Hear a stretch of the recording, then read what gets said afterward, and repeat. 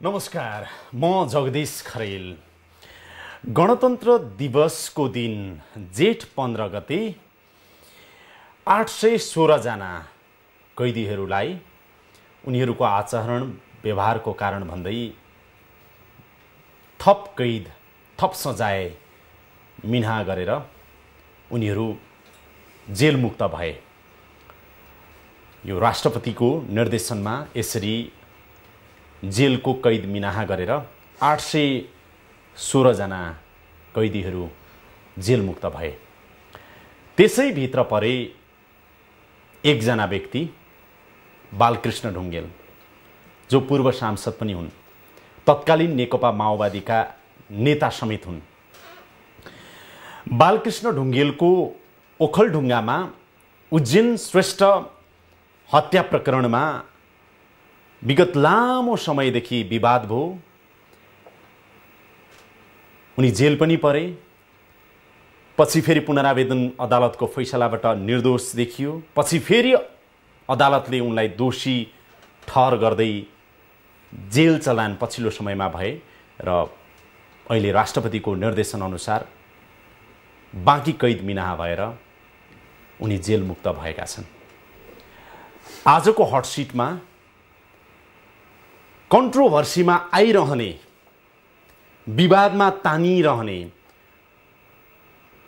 For and एगेन्स्टको एउटा पात्र बनिरहेका बालकृष्ण ढुङ्गेलसँग आजको हटसिटमा म कुराकानी गर्नेछु। स्वागत छ तपाईँलाई। हजुर, धन्यवाद। कस्तो रह्यो पछिल्लो 7 महिनाको जेल जीवन? एउटा अचम्मकै भयो भन्नुपर्छ। आफैले लड्न, अब आन्दोलन गरेर, हैन, युद्ध गरेर गणतन्त्र नेपाल निर्माण गरियो। संविधान सभाद्वारा संविधान घोषणा भयो, सङ्घीय राज्यको स्थापना भयो र त्यसपछि फेरि त्यही आन्दोलनको मुद्दा बोकेर एउटा अपराधी बन्दै जेलभित्र छिराइयो, बनाइयो र त्यो पठाइयो। त्यसले एउटा नयाँ खालको, हैन, जिन्दगीमा नसोचेका घटना परिघटनाहरूभित्र पनि अब यो जीवन पस्तो रहेछ भन्ने खालको अनुभूति गरेँ। र पहिले गणतन्त्र माग्दा हिटरमा पिसाब फेराउँदै पिँडुला र तिग्लाम बेल्न लगाएर रोटी बेले जस्तो बेल्ने आदेश गर्ने शेरबहादुरजीहरू गणतन्त्र नेपाल बनिसकेपछि पनि प्रधानमन्त्री हुनुभयो। गणतन्त्रका विरुद्ध टाउकाको मोल तोक्ने निर्णय गर्ने मान्छे नै गणतन्त्रको प्रधानमन्त्री भएपछि गणतन्त्र माग्दा हिटरमा पिसाब फेरेर किडनी ड्यामेज बनाउने बालकृष्ण ढुङ्गेल जानुपर्ने ठाउँ जेलै रहेछ क्यारे भन्ने अनुभूतिका साथ। तपाईँको किडनी फेलियर दुईटै? मेरो जम्मा 30% काम गर्छ किडनीले। मुटुले 25% काम गर्छ। मुटुले चाहिँ 25% काम गर्छ, किडनीले चाहिँ 30% काम गर्छ। अहिले पनि औषधि खाइराख्नु भएको छ? औषधि। छोटोमा बताउनुहोस् त, माओवादीमा लागेको कति भयो? मतलब कति? सुरुदेखि 52 सालदेखि नै हो? सिङ्गे जीवनै त्यही छ। अब भनेको 41-42 सालबाटै तपाईँ राजनीतिमा लाग्नुभयो, 52 को सुरुवातदेखि नै लाग्नुभयो। सशस्त्र युद्धको 10 वर्षको समयमा तपाईँ कतिचोटि आफै चाहिँ झन्डै मर्नु भएको छ कि छैन युद्धमा? त्यो त धेरैचोटि छ। तपाईँ माथि गोली लागेको त छैन? छैन। झन्डै मरेको चाहिँ छ। हिटरमा पिसाब फेर्दाखेरि किडनीमा समस्या आयो? हजुर। त्यही किडनीको कारण मुटुमा समस्या आयो, अनि त्यो मुटु र किडनीको कारण सुगर र प्रेसर हो, हैन। अनि अब यो अलि जटिल, हैन। जसरी यो अघि तपाईँले भन्नुभयो कन्ट्रोभर्सी, जीवन सङ्घर्ष पनि कन्ट्रोभर्सी। तपाईँ कन्ट्रोभर्सीमा हुनुहुन्छ भन्ने त जीवन लीला हुन्छ नि। जीवन लीला पनि, स्वास्थ्य अवस्था पनि त्यस्तै। मेरो मुटु एन्जियोग्राम गर्नुपर्ने, एन्जियोग्राम गर्दाखेरि जुन औषधि राखिन्छ त्यो राख्ने औषधिले किडनी 20 देखि 30% ड्यामेज हुने खतरा, हैन, सबै मान्छेहरूलाई हुँदो रहेछ। अनि त्यो मुटु एन्जियोग्राम नगरे कति बेला हार्ट अट्याक हुन्छ थाहा नहुने, एन्जियोग्राम गर्यो भने किडनी ड्यामेज हुने भनेपछि त्यो पनि मेरो एउटा यो संयोग जस्तै छ।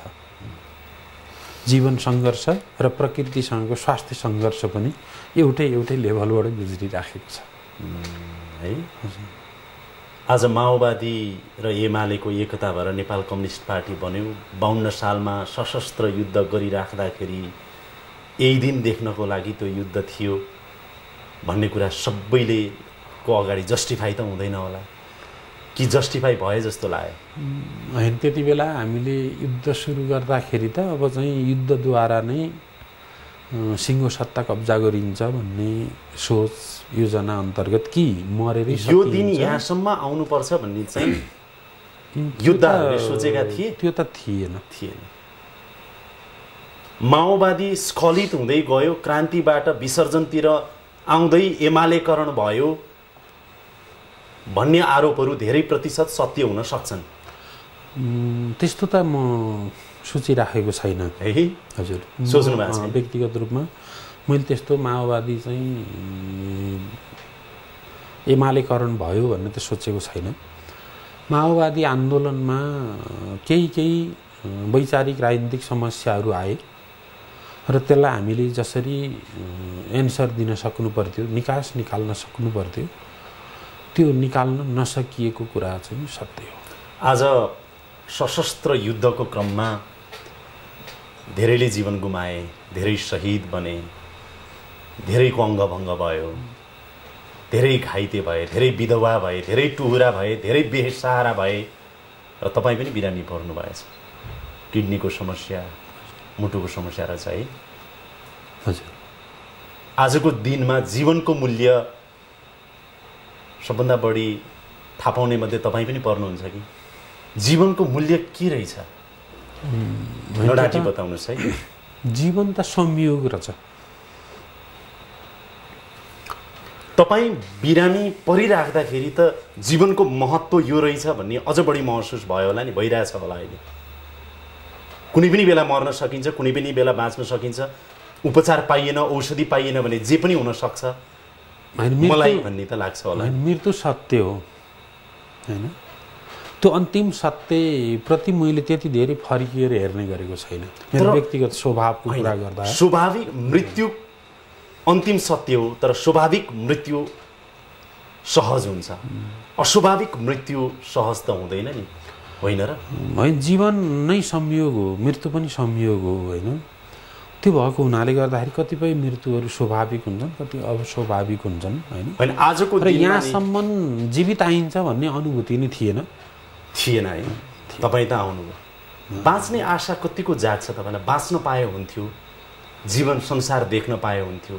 तपाईँका कयौँ योद्धाहरूले मरेर गए। म सम्झिन्छु, मेरो दोलखा जिल्लामा हृदबहादुर खड्का हुनुहुन्थ्यो, उहाँ मर्नुभयो। उहाँ बाँचेको भए त यो परिवर्तन पनि देख्नुहुन्थ्यो होला, यो संसार देख्नुहुन्थ्यो होला। यस्ता धेरै साथीहरू मरेर गए नि। त्यसैले बाँच्नु ठुलो कुरा हो भन्ने लाग्छ कि लाग्दैन तपाईँलाई? हिजो युद्धको बेलामा त मर्नु ठुलो कुरा हो, त्याग बलिदान होइन, समर्पण भन्ने नै थियो होइन। अहिले आइपुग्दाखेरि चाहिँ अब जीवन एउटा संयोग हो र बाँच्ने कुरा पनि अब चाहनाले मात्रै बाँचिँदैन, संयोगले बाँचिने कुरा रहेछ। हृदबहादुरजी पनि अब बाँच्नु तपाईँको जीवनमा आज तपाईँले भन्नुभयो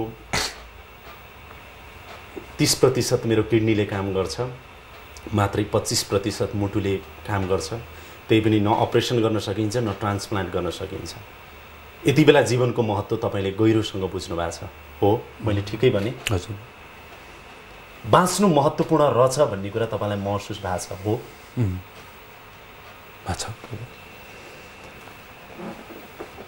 जन्मेपछि कुनै पनि व्यक्ति बाँच्न पाउनु, हुर्कन, बढ्न पाउनु, बाँच्न पाउनु, करियर बनाउन पाउनु र एउटा उमेर पुगेपछि हुन्छ नि 80-90 कति सकिन्छ, त्यसपछि मर्नु स्वाभाविक। प्राकृतिक मृत्यु, स्वाभाविक मृत्यु सबैको चाहना हो। त्यो जीवनको यति धेरै महत्त्व तपाईँलाई अहिले आएर भएछ बालकृष्णजी, तपाईँमाथि लागेको आरोप र तपाईँमाथि अदालतले गरेको फैसला र तपाईँले जेलमा 7-8 वर्ष बिताएको जीवन, कानुनी रूपमा तपाईँ कसैको ज्यान मार्ने अपराधी हो मैले यो भने ठिक हुन्छ नि? कानुनी रूपमा पनि होइन, मिथ्या आरोपमा तपाईको तर्कमा म आउँछु। तपाईले पक्कै पनि भन्नु होला, मलाई तर्क दिनु होला। ओखलढुङ्गाका उज्जैन श्रेष्ठ,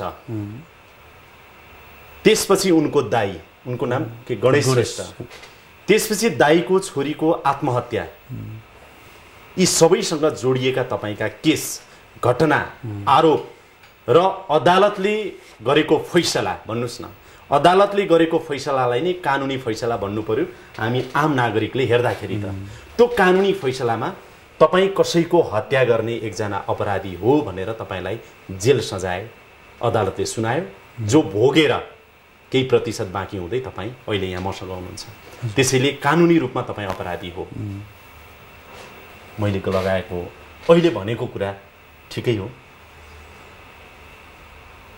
त्यो तपाईँले जसरी तर्क गरिराख्नु भएको छ त्यो तर्कलाई हेर्दाखेरि त हो। यसमा तपाईँको भन्नु के छ त? अब तपाईँ भन्नुहोस्। अब मेरो चाहिँ के छ भन्नुलाई भने कानुनी रूपमा पनि म अपराधी होइन,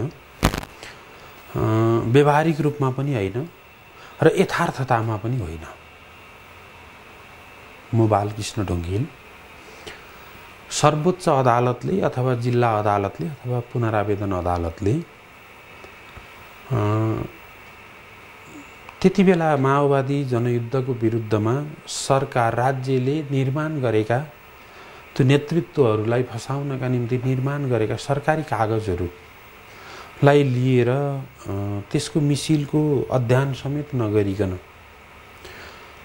पूर्वाग्रही ढङ्गले अथवा राजनीतिक अब चाहिँ सत्ताको मिसन भित्रको एउटा अङ्ग बनेर फैसला गर्नुपर्ने बाध्यात्मक स्थिति थियो अथवा के थियो त्यो त मैले जान्ने कुरा भएन। मेरो मुद्दाको मिसिल एकपटक तपाईँले पनि हेरिदिनु भयो भने त्यो छर्लङ्ग हुन्छ ऐना जस्तै। पछिल्लो समय तपाईँ जेलबाट मुक्त भए लगत्तै फेरि रिट परेको थियो, त्यसमा अदालतले अब यसमा चाहिँ नि थप कुरा गर्नु नपर्ने भनेर त्यसलाई चाहिँ नि गरेन। तपाईँ अहिले चाहिँ नि यहाँ हुनुहुन्छ। मेरो एउटा बिल्कुलै व्यक्तिगत रूपमा हजुर मनबाट बताइदिनुहोस्, उज्जैन श्रेष्ठको हत्या भयो होइन त? हत्या भयो। त्यो हत्या राजनीतिक उद्देश्यका लागि थियो अथवा त्यो हत्या व्यक्तिगत हो, के हो कस्तो हो? अदालतको आफ्नो ठाउँबाट फैसला गरेर तपाईँले जेल जीवन भोगेर आइसक्नुभयो, त्यहाँभित्र म छिर्न चाहन्न। तर म आज जीवनको यति धेरै महत्त्व बुझेको बालकृष्ण ढुङ्गेल, जसले सशस्त्र युद्धदेखि अहिलेसम्म आउँदा कन्ट्रोभर्सीमै जीवन बिताइरहेर अहिलेसम्म पनि कन्ट्रोभर्सीमै छ तपाईँको जीवन होइन? त्यो हत्यामा तपाईँ कतै यतिखेर आम जनताको सामु हत्या भयो, त्यसको पश्चाताप मलाई छ। त्यो लतपतिएका रगतहरू अहिले पनि सम्झिँदाखेरि त्यो गलत भयो भन्ने अवस्थामा त तपाईँ हुनुहुन्न। म त्यो घटनामा संलग्न भएको भए त्यस्तो अनुभूति हुन्थ्यो होला। म त्यो घटनासँग असम्बन्धित मान्छे हो। म माओवादी आन्दोलनसँग सम्बन्धित हुनुको नाताले, त्यहाँको नेतृत्व हुनुको नाताले हैन मलाई मुद्दा लगाइयो। त्यो मुद्दा लगाइसकेपछि अदालतले मलाई जुन दण्ड दियो त्यसका आधारमा समाचारहरू बनाइए, प्रचार त्यही स्तरबाट गरियो। मलाई जसले चिनेकाहरूले फरक तरिकाले चिने, जसले मलाई सुने। यति चाहिँ भन्नु सक्नुहुन्छ होला है, हत्या त्यो उज्जैन श्रेष्ठ व्यक्ति कस्तो थियो त्यसको चर्चा फेरि कुनै दिन गरौँला हैन? कुनै पनि व्यक्तिको राजनीतिक उद्देश्य अथवा युद्धको पनि आचार संहिता हुन्छ नि, तपाईहरुलाई त हामीलाई भन्दा बढी थाहा छ। त्यो भन्दा विपरीत रहेर कुनै पनि व्यक्तिको हत्या हुनु गलत हो भन्ने त तपाईँ मान्नुहुन्छ? उज्जैन श्रेष्ठको हत्या हुनु गलत हो भन्ने चाहिँ तपाईँ मान्नुहुन्छ कि मान्नुहुन्न? मर्ने मार्ने कुरा गलत हो र मेरो हैन, उज्जैन श्रेष्ठको हत्या हुनु गलत हो भन्ने त तपाईँ मान्नुहुन्छ? होइन हत्या समग्रतामा उसको हत्या हो या होइन यो इन्भेस्टिगेसनकै पाटो अझै तपाईले पनि गर्नुभयो होला नि त्यत्रो इन्भेस्टिगेसन गर्नु भएन होला तपाईका मान्छे इन्भेस्टिगेसन आफै बाँकी छ होइन र पार्टी म मात्रै होइन म पनि हो पार्टीको सदस्य होइन त्यसो हुँदा होइन मेरो प्रश्न यति मात्रै हो मैले फेरि पनि तपाईलाई भने जीवनको महत्त्व यति तपाईले कानुनी कुरा गर्नुभएको हो भने जीवन होइन मैले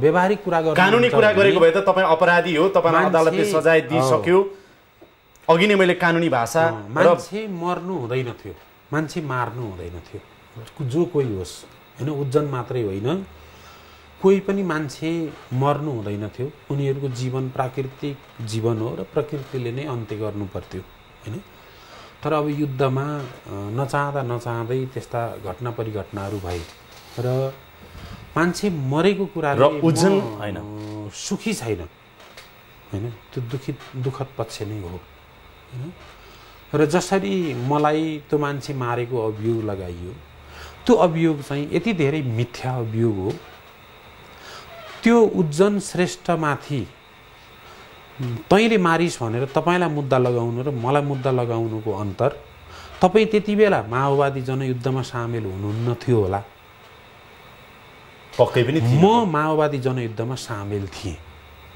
फरक यति मात्रै हो नत्र उज्जनको हत्या भयो अथवा भएन गोली हानियो अथवा हानिएन गोली लाग्यो अथवा लागेन मान्छे चाहिँ लिखुमा हाम फाल्यो अथवा चाहिँ हाम फालेन मलाई जति थाहा छैन तपाईँलाई पनि त्यति थाहा छैन तपाईँलाई जति थाहा छैन मलाई पनि त्यति थाहा छैन यद्यपि तपाईँले यी तर्कहरू आज यी तर्कहरू तपाईँले जनताको सामु दिइराख्दाखेरि अदालतले चाहिँ तपाईँ नै अपराधी हो भनेर फैसला गर्यो जसको जेल जीवन बिताएर आउनुभयो तपाईँ बिताउनु अदालतले फैसला गर्यो राज्यले आज हेर्नुहोस् त आजको दिनमा तपाईँलाई अदालत सरकारले किन छोड्यो राष्ट्रपतिले चालचलन ठिक छ किन छोडिदिनु भयो भन्ने कुरा तपाईँलाई त के सोध्नु जसले छोड्यो उसलाई सोध्नु पर्यो होइन त सरकारलाई सोध्नु पर्यो तर एउटा कुरा चाहिँ सोध्नु पर्यो तपाईँ अदालतको चाहिँ नि सर्वोच्च अदालतको आदेशकै अवहेलना गरेको मान्छे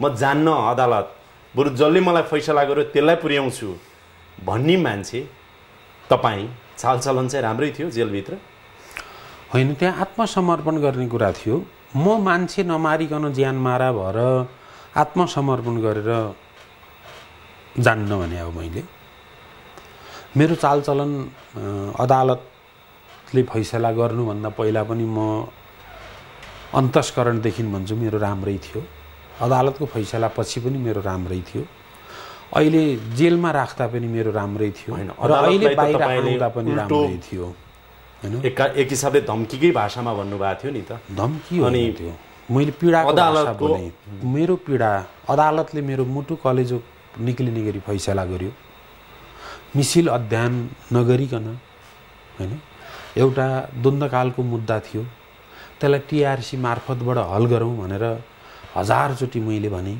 पार्टी अध्यक्ष प्रचण्ड जनयुद्धको कमान्डरले 10औं विज्ञप्ति निकाल्नुभयो त्यति बेला सदनमा कोकोलो लगाउँदै गगनजीहरू बोल्नुभयो तर यो व्यक्ति हत्या हो हैन यो निजी मामलो हो यो राजनीतिक केस होइन आजको दिनमा बालकृष्णजी आजको दिनमा तपाईले हत्या गर्नुभयो गर्नु भएन भनेर आज तपाईसँग यतिखेर मैले बहस गरेर केही पनि निष्कर्ष निकाल्न सक्दिनँ न तपाईले तर्क दिन सक्नुहुन्छ किनभने जे हो भोगेर आइसक्नुभयो तपाईँ म त हैन अब हैन आगामी दिनमा तपाईँ कसरी अगाडि बढ्नु होला र त्यसको पुष्टि गर्नुभयो भने र फेरि अदालतबाटै कुनै कानुनी प्रक्रियाबाट अब अहिले त चाहिँ नि कम्युनिस्ट नेतृत्वमा सरकार छ कम्युनिस्ट नेतृत्व सरकारमा भएको बेलामा तपाईँ छुट्नुभयो राष्ट्रपतिज्यूले तपाईको बाँकी कैद मिना गर्नुभयो के थाहा अब कम्युनिस्ट नेतृत्व सरकार भएकै बेलामा फेरि तपाईले सफाई पाउने दिन पनि देख्नुपर्छ कि होइन त्यो त अहिले अब अदालतमा मैले त्यो पछि कुरौँ त्यो पछिका कुरा कुरौँ है हैन त्यो कुरालाई तर यति चाहिँ हो कि उज्जन श्रेष्ठको हत्या कुनै राजनीतिक कारणले भएको होइन उज्जन श्रेष्ठ माओवादी सेना र नेपाली सेना बीच भएको भिडन्तमा मर्ने र मार्ने जस्तो होइन चाहे तपाईँ नन्दप्रसाद अधिकारीको छोरा कृष्ण अधिकारीको कुरा गर्नुहोस् चाहे उज्जन श्रेष्ठको कुरा गर्नुहोस् अथवा अरूको कुरा गर्नुहोस्, यदु गौतमको कुरा गर्नुहोस्, अरू अझ धेरै घटनाहरूतिर नजाउँ, त्यो त होइन। त्यसैले अब तपाईँले टिआरसीको कुरा गर्नुभयो, त्यतातिर पनि म धेरै जान त चाहन्न। तर तपाईँले अघि एउटा चाहिँ भन्नुभयो कि हत्या हुनु गलत थियो, कानुनले भन्छ तपाईँले हत्या गर्नुभयो, तपाईँ भन्दै हुनुहुन्छ त्यो हत्यामा मेरो संलग्नता छैन। कुरा त यति हो। ठिक, एउटा विषय छ, भन्नुहोस् न। तपाईँले टिआरसीतिर म जान चाहन्न भन्नुभयो। तपाईँलाई टिआरसीमा चाहेर पनि नचाहेर पनि नलगी छोड्दैनन् होइन। यो मेरो तपाईँलाई पूर्व जानकारी भनौँ अथवा सुझाव भनौँ। उज्जन कुमार श्रेष्ठ वर्दी नलगाएको माओवादी आन्दोलनका विरुद्ध सुराकीको भूमिका निर्वाह गर्नुभएको मान्छे हो। ए हो, हजुर। नम्बर 1 गणेश कुमार श्रेष्ठ दाई त्यो समाजमा असाध्यै धेरै लोकप्रिय मान्छे हो। मैले तपाईँले अन्तस्करणका कुरा गरौँ भनेपछि भनेको हो। दाईको घटना, म सेन्ट्रल जेलमा थिएँ। गणेश कुमारलाई मारियो भन्ने समाचार पढ्दाखेरि म अलिक तरङ्गित भएँ, दुखित पनि भएँ। त्यति बेला मेरो आँखाभरि आँसु खसे, दप्प खसे होइन। अनि मलाई यो हो या होइन भन्ने भयो। त्यो साँगु साप्ताहिकले जस्तो लाग्छ सबैभन्दा पहिला समाचार सम्प्रेषण गरेको। म गिरफ्तार परेर जेल आउनुभन्दा अगाडिको गणेश कुमारको गतिविधि मैले थाहा पाउने कुरा भए। त्योभन्दा पछाडिका घटनाक्रमहरू मलाई थाहा थिएनन्। तर गणेश कुमार चाहिँ त्यो परिवारको सबैभन्दा इमान्दार मान्छे हो। र परिबन्धले मान्छे कसरी मर्दो रहेछ भन्ने कुराको चाहिँ एउटा नमुना पनि हो गणेश कुमार श्रेष्ठ। त्यसै गरी परिबन्धमा कसरी बालकृष्ण ढुङ्गेललाई अपराधी बनायो, माओवादीले मारेको हो गणेश श्रेष्ठलाई पनि, त्यसो भए हो होइन त? हो। अब उज्जन श्रेष्ठ तपाईँ यो भन्दै हुनुहुन्छ। खैर, आज हाम्रो दर्शकहरूलाई अलिकति जानकारी दिने मात्र हो। धेरै कुराहरू त तपाईँको अदालतमा यसका वाद विवाद पक्ष प्रतिपक्ष भएर चलिसकेका छन्। तपाईँ जेल काटेर आइसक्नु भएको छ। मात्र यो हो कि उज्जन श्रेष्ठ माओवादीको सुराकी सरकारलाई त्यति बेला गर्थे भनेपछि उनी मर्नुको कारण माओवादी नै हो भन्ने कुरा त सजिलोसँग बुझ्न अप्ठ्यारो भएन र त्यो माओवादीकै कारण चाहिँ उनी सामाजिक रूपमा बालकृष्ण ढुङ्गेल आफैले हत्या गरेको हो भनेर अदालतले फैसला गरेर सजाय काटेर आइहाल्नुभयो तपाईँ। मात्र अहिले तपाईँको अब एक हिसाबले हेर्दा झिनो तर्क कानुनी भाषामा भन्दा र मिडियाको सामु भन्दा पनि मैले चाहिँ होइन अझै पनि तपाईँ दलिल प्रस्तुत गरिराख्नु सानो होइन। त्यो त मेरो आवाज एक्लो आवाज सानो लाग्ला तपाईँलाई, त मेरो अन्तस्करणको आवाज हो यो हैन। अन्तस्करणको आवाजलाई यो कुरा चाहिँ अलिकति मिलेन बालकृष्ण गमले। यो कुरा अलिकति किन मिलेन भने तपाईँ कहाँ सानो, तपाईँलाई थाहा छ 816 जना कैदीले सजाय मिना हुँदाखेरि 815 जनाको कुरा भएन, तपाईँको कुरा हो। तपाईँ कहाँ सानो मान्छे, तपाईँ त पूर्व सांसद। तपाईँ कहाँ सानो मान्छे, सशस्त्र युद्ध भएको बेलामा नेता। तपाईँ कहाँ सानो मान्छे, आजको दिनमा प्रचण्ड, बाबुराम, मोहन वैद्य, विप्लव सबैको एक मत हुन्छ भने तपाईँको सन्दर्भमा एक मत हुन्छ। तपाईँ कहाँ सानो मान्छे, तपाईँ कहाँ सानो मान्छे। यत्रो समय अदालत पुलिस सबलाई देखाउँदै तपाईँ काठमाडौँ आसपास जताततै हिँड्नुभयो, देखाइदिनु भयो। तपाईँ सानो मान्छे त होइन है, होइन है, त्यस्तो होइन। होइन, म पनि यो देशको एउटा नागरिक हो। तपाईँ धेरै ठुलो भएको कारणले तपाईँको चर्चा भयो, धेरै ठुलो भएको कारणले तपाईँ कयौँ ठाउँमा जोगिनु भयो। धेरै ठुलो मान्छे भएकोले सायद आगामी दिन हेर्दै जानुपर्ने हुन्छ। म पनि यो देशको एउटा नागरिक हो र मैले मेरो अन्तस्करणदेखि मेरो चाहिँ मनको अदालतबाट निष्पाप घोषणा गरेको सदस्य हो हैन। मलाई अरू कुन कुन अदालतले अपराधी करार गरी फैसला गरी त्यो कुरोतिर मैले त्यति धेरै ध्यान दिएको छैन। म इलाबहादुर सार्कीको मजेरीमा हुर्किएको र इलाबहादुर सार्कीको मजेरीमा इलाबहादुर सार्कीले अहिले पनि बालकृष्ण ढुङ्गेललाई अपराधी करार गर्दैनन् हैन। र म बालकृष्ण ढुङ्गेल मेरो मनको अदालतबाट म आफूलाई आफू अपराधी करार गरेर राति सुत्ने बेलामा हो म मुटुको औषधि खान्छु, किडनीको औषधि खान्छु, प्रेसरको खान्छु, सुगरको खान्छु, लिभरको खान्छु हैन, यति धेरै औषधिहरूले बचाइरहेको जीवन बचाइरहेको छ। स्पिरिचुअल पनि हुन्छ तर होला, आध्यात्मिक पनि हुन्छ होला। एउटा कुरा म गर्दिनँ, मलाई चाहिएको छैन कि निदाउनका निम्ति मैले स्लिपिङ ट्याब्लेट खाएको छैन। आजका मितिसम्म म स्लिपिङ ट्याब्लेट बिनै आनन्द। जेल गएपछि मान्छे अलिकति अध्यात्मवादी पनि हुन्छ भन्छन्, कम्युनिस्ट पनि अलि समय हुँदै गएपछि कम्युनिस्ट नेताहरू अलि अध्यात्मवादी हुन्छन् भन्छन्।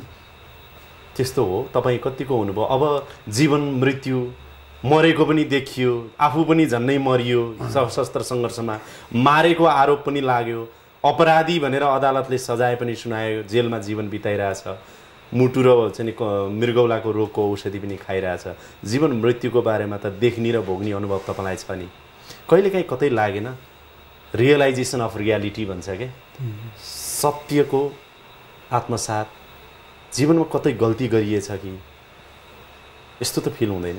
त्यस्तो कहिल्यै छैन आजका मितिसम्म। साँच्ची हो? एकदम कहिल्यै छैन। र मैले जेल परेपछि होइन, म सानो बच्चा बेलादेखि नै म मान्छेलाई नै विश्वास गर्ने हो।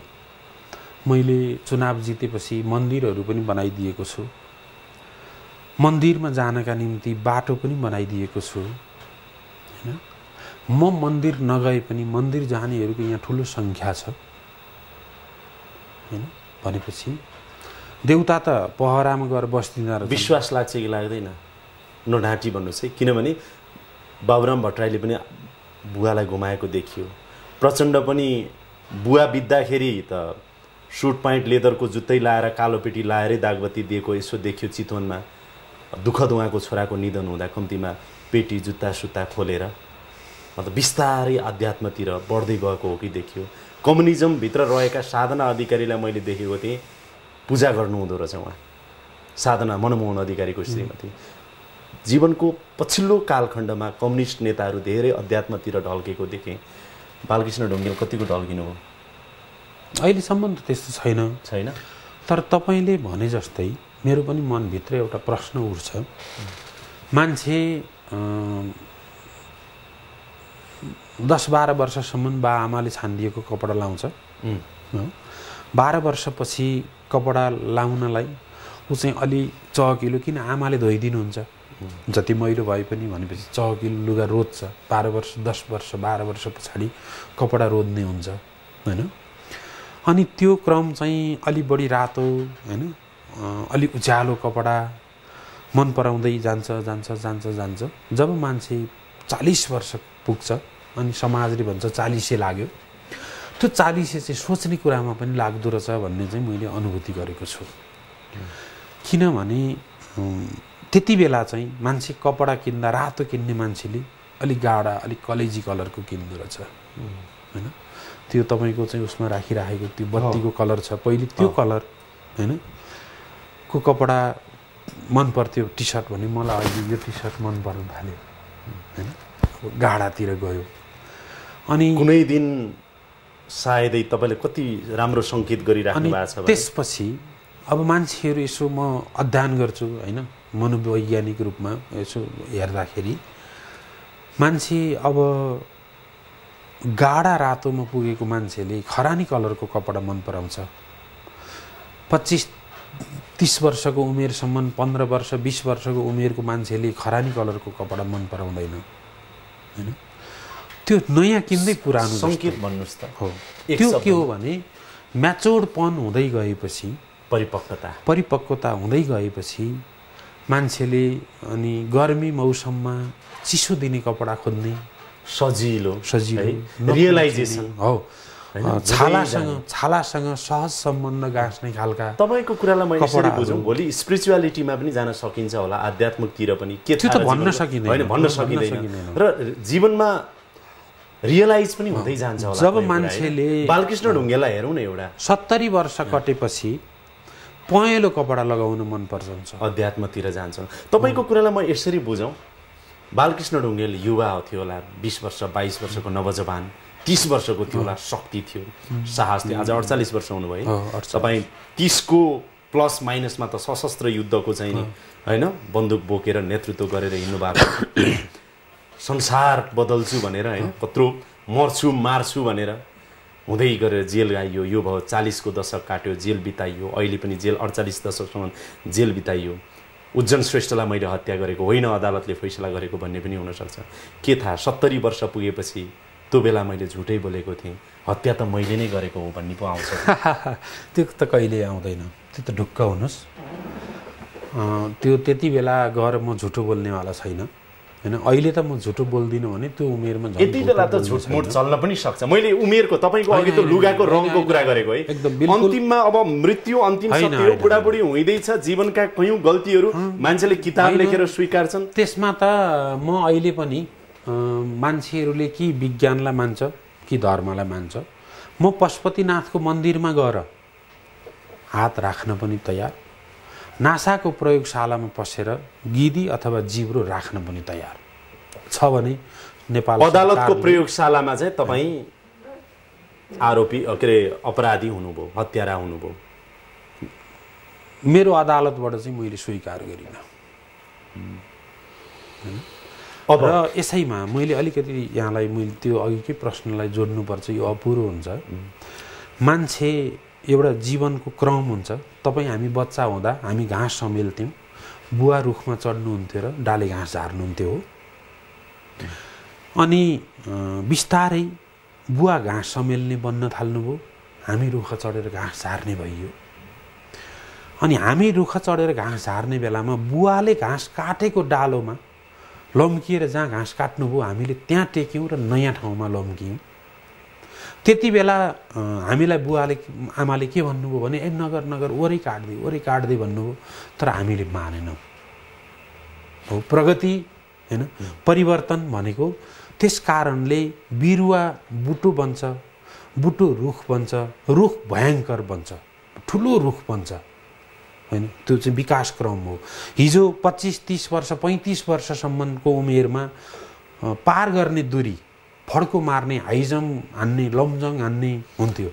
अहिले चाहिँ हाइजम र लमजङ हान्दाखेरि ढलियो भने, ढाड खुस्कियो भने त्यो खुस्किएको ढाडको उपचार गर्न सकिँदैन। त्यस कारणले गर्दाखेरि हान्नु हुँदैन, घुमेर जानुपर्छ, उफ्रिनु हुँदैन, फड्को मार्नु हुँदैन भन्नेतिर गयो अब होइन। हिजो फड्को मार्नुपर्छ भन्ने भयो। त्यो कारणले गर्दाखेरि चाहिँ त्यो जस्तो अहिले नेपाली राजनीतिमा मुख्यतः हाम्रो चाहिँ नेतृत्वहरूले चाहिँ त्यो लिप हान्ने भन्ने गर्नुहुन्छ, छलाङ मार्ने भन्ने गर्नुहुन्छ। अब यसो गरौँ न बालकृष्णजी, करिब करिब तपाईँको कुरा पनि बुझे, परिवर्तन हुन्छ, बिरुवाबाट सानो बिरुवाबाट बोट बन्छ, बुट्यान बन्छ, हुँदै हुँदै रुख बन्छ, त्यो स्वाभाविक। हामी पनि भुइँमा ओर्लिन्छौँ र घाँस समेल्छौँ, हाम्रो बच्चा माथि चढ्छ। महत्त्वपूर्ण प्रश्न तपाईँमाथि छ, हत्याराको यो दाग केले मेटाउनुहुन्छ, कसरी मेटाउनुहुन्छ? समाजले गम्भीरताका साथ सत्य अन्वेषण गर्यो भने मेटिन्छ, नभयो भने गौतम बुद्धलाई पनि 2600 वर्षपछि पनि लखेटी राख्ने हाम्रो नेपाली समाज। तर तपाईँ त गौतम बुद्ध होइन। म बालकृष्ण ढुङ्गेललाई भर्खरका भर्खर न्याय तपाईँ महात्मा गान्धी हो, न तपाईँ गौतम बुद्ध हो होइन भनेर। तपाईँ त बालकृष्ण ढुङ्गेल हो। म बालकृष्ण ढुङ्गेल हो। महात्मा गान्धीलाई गोली हान्ने समाज हो यो हो। बालकृष्ण ढुङ्गेलमाथि अन्याय हुनु कुन नौलो कुरा हो। आज तपाईँ जेलबाट बाहिर निस्किराख्दाखेरि नाङ्गै जुलुस प्रदर्शन गर्नेहरू, तपाईँको विरुद्धमा जुलुस प्रदर्शन गर्नेहरू देखियो। प्रधानमन्त्री केपी ओलीको पुतला दहन गरियो। सामाजिक सञ्जालहरूमा छरपष्ट रूपमा कम्युनिस्ट सरकारको उपहार हत्यारालाई चाहिँ माफी दिइयो भनेर चाहिँ देख्नु नै भएको होला तपाईँले। देखिया छु। कसरी पखाल्नुहुन्छ यो दाग? यो त अब बेइमानीको ओखती के हुन्छ र? हुन्छ कि हिजो यो व्यक्ति हत्या गर्ने मान्छे हो, यसलाई जेल हाल्नुपर्छ भन्ने सुबोधजीहरू अहिले राजनीतिक केस हो, नर्मल ऐन अन्तर्गत माफी दिन मिल्दैन, यो त टिआरसीमा राख्नुपर्छ, जीवनभरि जेलमा सडाउनुपर्छ भनेर विज्ञप्ति निकाल्नुहुन्छ, हेर्नुहुन्न। 6 महिना मात्रै जेल बस्ने भन्नुहुन्छ। मेरो बाँकी 8 वर्ष जिन्दगी उहाँले कहाँ खाइदिनु भयो मलाई थाहा छैन होइन। गगनजी जस्तो मान्छे प्रजातन्त्र आएपछि सबभन्दा धेरै प्रधानमन्त्री उहाँको पार्टीमा भई, सबभन्दा धेरै यी नियमित प्रक्रियामा मान्छे छोड्दै आएको छ। अस्ति भर्खर पनि शेरबहादुरजीले कतिजना मान्छे छोड्नुभयो भन्ने कुरा सायद उहाँ महादेवको जस्तो भाङ खाएर बेहोस भएको बेलामा छोड्नुभयो कि के भयो, फर्किएर हेरिदिनुहुन्छ होला भन्ने मेरो अनुरोध हो। त्योभन्दा बाहेक त म के गरौँ। अब बालकृष्णजी अन्तिम प्रश्न, अबको जीवन के गर्दै हुनुहुन्छ तपाईँ, कसरी अगाडि बढ्दै हुनुहुन्छ? म राजनीतिक रूपमै अगाडि बढ्छु हैन, र मेरो चाहिँ एउटा सपना हो मानव सभ्यता, मानव चेतनालाई डिस्ट्रोय गर्न र मानव बीचको अन्त्य गर्नका निम्ति विश्वभरि एउटा चाहिँ डिजाइन हुँदैछ र यो विषरहित भान्सा, अनिकाल मुक्त चुलो को प्लानलाई यो बीज संरक्षण गर्न सकिएन भने, माटोको बीज, हाम्रो चाहिँ पूर्वीय सभ्यता अन्तर्गत अन्नका बीजहरूलाई संरक्षण गर्न सकिएन भने एक दिन हामी सबै मान्छेहरू भोला रिजालको कम्पनीमा सन्तान जन्माउनका निम्ति लाइन लागेर बस्नुपर्ने हुन्छ। त्यस कारणले गर्दा भोला रिजालहरूको कम्पनी विस्तार हुन नदिनका निम्ति, मानव बीजकै रक्षा गर्नका निम्ति, माटोको बीजको रक्षा गर्ने प्लान अन्तर्गत नेपाल सरकारले चाहिँ कार्यक्रम बनाओस् र त्यो कार्यक्रमको झन्डा बोकेर हिँड्न पाइयो र यो देशलाई समृद्ध बनाउन पाइयो भने हुन्थ्यो भन्ने रहरका साथ काम गर्ने योजनामा छु। कार्यक्रममा समय दिनुभयो, तपाईँलाई धेरै धेरै धन्यवाद छ। यहाँको चाहिँ मिडिया मार्फत मेरा कुराहरू राख्ने मौका दिनुभएकोमा यहाँहरू सपरिवारलाई धन्यवाद। यसका साथै अहिलेको लागि यो कार्यक्रम यहीँ बिट मार्ने अनुमति चाहन्छु। कार्यक्रम युनिटका सम्पूर्ण सहकर्मीहरूको साथमा मलाई पनि बिदा दिनुहोस्। नमस्कार।